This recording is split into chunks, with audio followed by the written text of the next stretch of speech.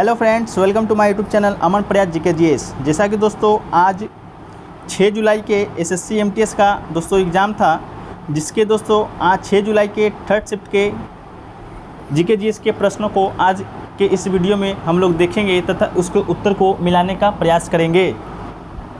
ये प्रश्न दोस्तों आपका 100% रियल एंड ऑथेंटिक प्रश्न है। ये प्रश्न दोस्तों हमारे टीम के द्वारा सेंटर पर जाकर पूछे गए परीक्षार्थियों के माध्यम से प्राप्त किए गए हैं। तो एक दो प्रश्न इधर उधर हो सकते हैं, लेकिन हालांकि दोस्तों सभी प्रश्न आपके रियल और ऑथेंटिक प्रश्न हैं। अगर दोस्तों आपको किसी भी प्रकार की समस्या होती है तो आप हमारे व्हाट्सएप नंबर पर दोस्तों ये जो कि आपको यहाँ दिख रहा है वहाँ पर मैसेज कर सकते हैं। और दोस्तों यहाँ आपका अगले दिन या अगले शिफ्ट में आपका एग्ज़ाम होगा, तो दोस्तों आप हमें ये व्हाट्सएप नंबर पर क्वेश्चन मैसेज भी कर सकते हैं एग्ज़ाम के तुरंत बाद। इसके लिए दोस्तों आपको हमारे यूट्यूब चैनल के तरफ से आपको कुछ इनामी राशि भी दी जाएगी। तो चलिए दोस्तों शुरू करते हैं। पहला प्रश्न दोस्तों जो आया था वो आया था दोस्तों आपका कि ग्राम पंचायत किस अनुच्छेद के अंतर्गत आता है। तो दोस्तों भारतीय संविधान के अनुच्छेद 40 अनुच्छेद 40 आपका राइट आंसर होगा। अनुच्छेद 40 में दोस्तों राज्यों के पंचायत का गठन का निर्देश दिया गया है। 1993 में दोस्तों संविधान में 73वां संविधान संशोधन अधिनियम 1992 करके दोस्तों पंचायत संस्था को संवैधानिक मान्यता दी गई थी। ये तो दोस्तों आपका अदर फैक्ट्स हुआ, लेकिन ग्राम पंचायत का जो संबंध है दोस्तों आपका अनुच्छेद 40 से है। अगला है दोस्तों कि किसी भी राज्य के विधानसभा का कार्यकाल कितने वर्षों का होता है। तो दोस्तों किसी भी राज्य का जो विधानसभा का जो कार्यकाल होता है वो दोस्तों आपका 5 साल का होता है। लोकसभा का कार्यकाल भी दोस्तों आपका 5 साल का होता है। और पूछेगा दोस्तों राज्यसभा के कार्यकाल, तो राज्यसभा के कार्यकाल दोस्तों आपका नहीं होता है, उसके सदस्यों का कार्यकाल होता है दोस्तों 6 साल। राज्यसभा का कार्यकाल नहीं होता है, इसे आप याद रखिएगा। अगला जो पूछा था दोस्तों कि पौधे को विकसित करने के लिए क्या जरूरी होता है। तो दोस्तों पौधे को विकसित करने के लिए क्या जरूरी होता है, इसका तो आपका राइट आंसर होगा दोस्तों क्लोरोफिल, आपका राइट आंसर होगा। अदर फैक्ट्स को देखें दोस्तों तो पौधे की वृद्धि के लिए सबसे महत्वपूर्ण पोषक तत्व नाइट्रोजन, फास्फोरस और पोटेशियम है। आपको बता दें कि पौधे में हरी पत्तियों के निर्माण के लिए नाइट्रोजन तत्व महत्वपूर्ण होता है, जबकि जड़ों को मजबूत और फलों को बड़ा करने के लिए फास्फोरस की आवश्यकता के अलावा दोस्तों आपका पोटेशियम पौधे को रोगों से लड़ने में मदद करता है। अगला जो पूछा था दोस्तों वो आपका पूछा था कि 2011 की जनगणना के अनुसार किस राज्य का जनसंख्या सर्वाधिक है। तो दोस्तों ये आपका सर्वाधिक जनसंख्या दोस्तों आपका उत्तर प्रदेश का है, ये आपका राइट आंसर होगा। बात करें दोस्तों भारत की जनसंख्या घनत्व का कि सबसे ज़्यादा किस राज्य का था, वो आपका दोस्तों बिहार का था। वो कितना था, तो 1102 व्यक्ति प्रति किलोमीटर दोस्तों आपका जनसंख्या घनत्व, यह अगले शिफ्ट में आने की संभावनाएं है। अब भारत की जनसंख्या घनत्व का बात करें दोस्तों तो ये आपका 19,328 प्रति व्यक्ति प्रति किलोमीटर आपका भारत के जनसंख्या घनत्व है। अगला जो पूछा है दोस्तों कि 2021 के कोई रिपोर्ट का नाम दिया गया था, उसकी रिपोर्ट के अनुसार किस राज्य में सर्वाधिक बेरोजगारी बढ़ी है। तो दोस्तों सर्वाधिक जो बेरोजगारी है, देश की तो बेरोजगारी दोस्तों आपका 7.4% है। उसके बीच दोस्तों सबसे ज़्यादा 21 में मामलों बेरोजगारी के मामले में दोस्तों आपका हरियाणा दोस्तों है, जो कि सबसे ऊपर है आपका 34.1% के साथ। तो आपका इसका राइट आंसर दोस्तों आपका हरियाणा होगा। अगला जो प्रश्न पूछा था दोस्तों नृत्य से पूछा था, ये दोस्तों बहुत ही अलग टाइप का नृत्य था जो कि प्रचलन में नहीं था। तो दोस्तों पंथी नृत्य किस राज्य से संबंधित है। तो ये दोस्तों आपका नृत्य आपका छत्तीसगढ़ से संबंधित था, जो दोस्तों अपनी नदियों, जंगलों, पहाड़ों के लिए दोस्तों मशहूर लोक कलाओं के लिए भी जाना जाता है। उसी में दोस्तों एक नृत्य पंथी नृत्य, ये दोस्तों सतनाम पंथ का नृत्य है, ये दोस्तों आपका छत्तीसगढ़ से रिलेटेड था।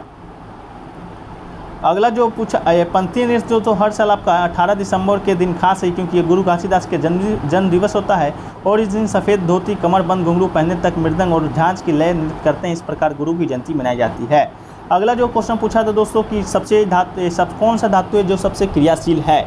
तो दोस्तों सोडियम दोस्तों आपका इसका राइट आंसर होगा। लेकिन दोस्तों सोडियम आवर्त सारणी की अल्कली धातु समूह का एक सदस्य है। सोडियम अत्यधिक सक्रिय धातु है जो प्रकृति में कभी भी शुद्ध रूप में नहीं पाई जाती है। सोडियम बहुत जल्द बदरंग हो जाता है। सोडियम बहुत जल्द बदरंग हो जाता है क्योंकि द्रव्यमान और घटनांक दोस्तों आपका कम होता है। इसे सुरक्षित रखने के लिए दोस्तों आपका खनिज तेल या केरोसिन में रखा जाता है। अगला जो क्वेश्चन पूछा था दोस्तों वो आपका पूछा था कि अप्रैल 2022 में जो बंगाल का उपचुनाव हुआ था, उसमें दोस्तों आसनसोल से कौन विधायक निर्वाचित हुए थे। तो दोस्तों आसनसोल से जो विधायक आपके निर्वाचित हुए थे वो आपका दोस्तों शत्रुघ्न सिन्हा जी निर्वाचित हुए थे, जो कि दोस्तों बिहार के रहने वाले हैं और भोजपुरी एक्टर और सिंगर हैं। तो 2022 के बंगाल चुनाव में दोस्तों आपका शत्रुघ्न सिन्हा आपका राइट आंसर होगा। अगला जो पूछा था दोस्तों कि गाजी की उपाधि किसको दिया गया है। तो गाजी की उपाधि दोस्तों आपका बाबर को दिया गया था। खानवा के युद्ध की जीत के बाद दोस्तों बाबर को गाजी की उपाधि दी गई थी। 48 साल में दोस्तों 28 सितंबर 1530 ईस्वी को दोस्तों बाबर की मृत्यु हो गई थी। बाबर दोस्तों भारत में मुगल समाज का स्थापना करने वाला आपका शासक था। अगला प्रश्न पूछा था दोस्तों कि निश-गांधी नृत्य उत्सव किस साल से संबंधित है। तो दोस्तों ये उत्सव दोस्तों आपका केरल से संबंधित है। ये दोस्तों ये दक्षिण भारत के तिरुवनंतपुरम शहर में दोस्तों आयोजित किया जाता है हर साल। तो निश-गांधी जो नृत्य है दोस्तों आपका केरल से संबंधित है। अगला पूछा था दोस्तों कि टोक्यो ओलंपिक में गोल्ड मेडल किसको मिला था। तो दोस्तों टोक्यो ओलंपिक में गोल्ड मेडल दोस्तों आपका मिला था नीरज चोपड़ा को। इसके अलावा दोस्तों भारत ने एक स्वर्ण जो कि नीरज चोपड़ा के माध्यम से प्राप्त हुआ था। उसके बाद 2 रजत 4 कांस्य पदकों के साथ दोस्तों ओलंपिक का समापन हुआ था। अब तक ओलंपिक खेलों में भारतीय खिलाड़ियों का दोस्तों सर्वश्रेष्ठ प्रदर्शन था और नीरज चोपड़ा ने दोस्तों इस शनिवार को इतिहास रचते हुए भारत को पहला गोल्ड मेडल दिलाया था।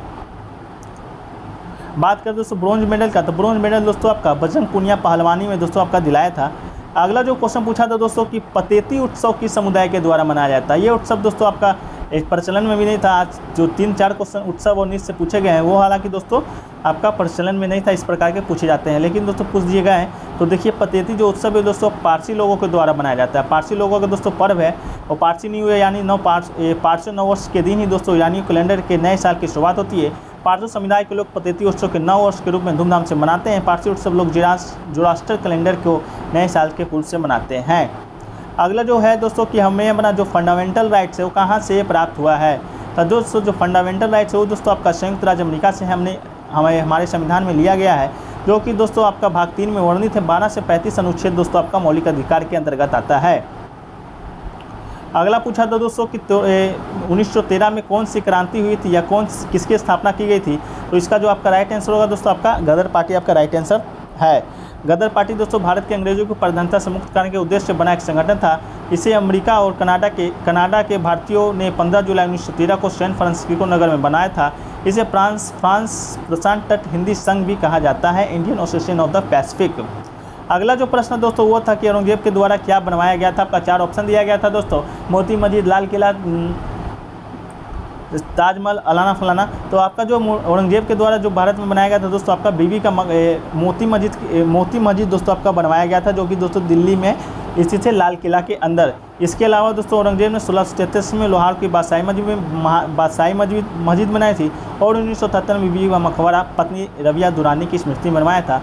दोस्तों मोती मस्जिद दोस्तों आपका राइट आंसर था, औरंगजेब के द्वारा बनवाया गया था। अगला जो प्रश्न दोस्तों कि ये मेरे वतन के लोगों गीत के लेखक कौन है। तो दोस्तों ये मेरे वतन लोगों के गीत के लेखक तो आपका दोस्तों कवि प्रदीप जी हैं। इसके अलावा दोस्तों ये मेरे वतन के लोगों को देशभक्ति से परिपूर्ण प्रसिद्ध कवि प्रदीप के द्वारा लिखा गया है। कवि प्रदीप ने गगनचुंबी गौरव पराने प्रशंसा और आत्मसंतुष्टि और गैर फिल्मी गीत से मिली थी, जिसकी लोकप्रियता के अभूतपूर्व कीर्तिमान निर्मित की है। यह गीत उन्होंने फिल्म जगत में रहते हुए लिखा था। अगला पूछा था दोस्तों कि 2011 के वर्ल्ड कप में कौन से पशु शुभंकर के रूप में माना गया था। तो दोस्तों आपका शेर, बाघ, घोड़ा, हाथी दिया गया था। इसका प्रश्न आंसर दोस्तों हमें कंफर्म मालूम नहीं है दोस्तों। अगर आप में से किसी को मालूम है तो आप लोग दोस्तों कमेंट करके बता सकते हैं। अगला पूछा था दोस्तों कि भारत और श्रीलंका के बीच कौन सा सेतु है। तो दोस्तों भारत और श्रीलंका के बीच राम सेतु का विवरण आता है। इंसाइक्लोपीडिया ब्रिटानिका में राम सेतु कहा गया है दोस्तों। नासा और भारत सैटेलाइट से लिए गए चित्रों में धनुष कोडी जाफना तक एक पतली द्वीपों की रेखा दिखाती है, उसे ही दोस्तों राम सेतु के नाम से जाना जाता है। यह सेतु जब 5 दिनों में ही बन गया था। अगला था दोस्तों कि अभिनव बिंद्रा की आत्मकथा का क्या नाम है। तो दोस्तों अभिनव बिंद्रा की आत्मकथा का नाम है ए शॉर्ट हैट हिस्ट्री दोस्तों, my obsessive journey to Olympic gold. भारतीय 2008 ग्रीम्स ओलंपिक स्वर्ण पदक विजेता दोस्तों आपका अभिनव बिंद्रा। ये अभिनव बिंद्रा की आत्मकथा है शॉर्ट हैट हिस्ट्री। अगला पूछा तो दोस्तों कि उत्तरी भारत को यूरोप से कौन सा सागर अलग करता है। तो दोस्तों उत्तरी भारत को दोस्तों आर्कटिक महासागर दोस्तों उत्तर ध्रुव वृत्त में स्थित है तथा ये उत्तरी ध्रुव के चारों ओर फैला। यह प्रशांत महासागर से चल जाने वाले सकरे भाग से जुड़ा है, जिसे बेरिंग जलसंधि के नाम से जाना जाता है। उत्तरी अमेरिका के उत्तरी तटों तक रूसिया से घिरा हुआ है। अगला दोस्तों आपका पूछा था यूनानियों के द्वारा अमृत घात किसे कहा गया है। तो दोस्तों अमृत घात दोस्तों आपका बिंदुसार को कहा जाता है, जो कि दोस्तों मौर्य राजवंश का राजा था। उसे चंद्रगुप्त मौर्य का पुत्र था और बिंदुसार को अमृत घात से मद्रासा अजातशत्रु वटचार भी कहा गया है। लेकिन दोस्तों आपका प्रश्न यूनानियों के द्वारा अमृत घात किसे कहा गया है। तो दोस्तों आपका बिंदुसार था। ये दोस्तों महान मौर्य सम्राट अशोक के पिता थे। हाँ तो दोस्तों इतना ही प्रश्न आज के जीके जीएस के प्रश्न दोस्तों आए थे एमटीएस के थर्ड शिफ्ट में, जो कि दोस्तों आपका 100% रियल और ऑथेंटिक प्रश्न है। तो दोस्तों कैसा लगा वीडियो कमेंट सेक्शन में बताइएगा। अगर अच्छा लगा हो तो वीडियो को लाइक कीजिएगा तथा दोस्तों में शेयर कीजिएगा। तो मिलते हैं दोस्तों नेक्स्ट वीडियो में, जब तक के लिए जय हिंद, धन्यवाद।